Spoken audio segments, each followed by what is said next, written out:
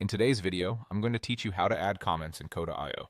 By the end, you'll know exactly how to leave clear, targeted feedback on standard page content so your team can collaborate smoothly. Start by opening your Coda doc and navigating to the page where you want to leave a comment. You can comment on standard page content like text blocks and most on-page objects. Identify the exact part you want to discuss, then highlight it. For text, click and drag to select a word, phrase, or sentence. Be as specific as possible so your comment stays focused and easy for others to act on. If you're commenting on an on-page object, such as an image or an embedded element, click it once to select it. Precision matters here. The clearer your selection, the clearer the context for your teammates who will read your comment later. If you don't see a selection, try clicking again to ensure it's highlighted. As soon as you highlight the content, a small formatting menu appears near your selection. This floating toolbar usually shows basic formatting options like bold and italic. Look for the speech bubble icon on that menu. That's the comment button. Click it.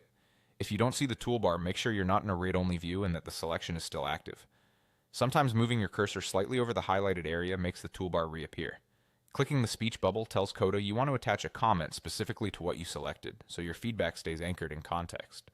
A comment box opens, typically near the selection or in the margin. Type your message clearly and concisely, describing what you noticed and what you're asking for. Provide enough detail that someone can resolve the issue without guessing.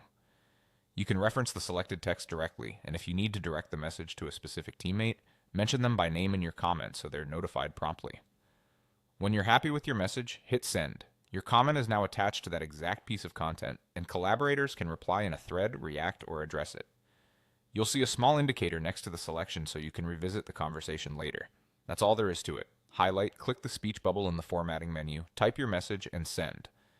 Use this workflow anytime you want to add precise, contextual feedback to your Coda pages, and keep your collaboration organized and efficient.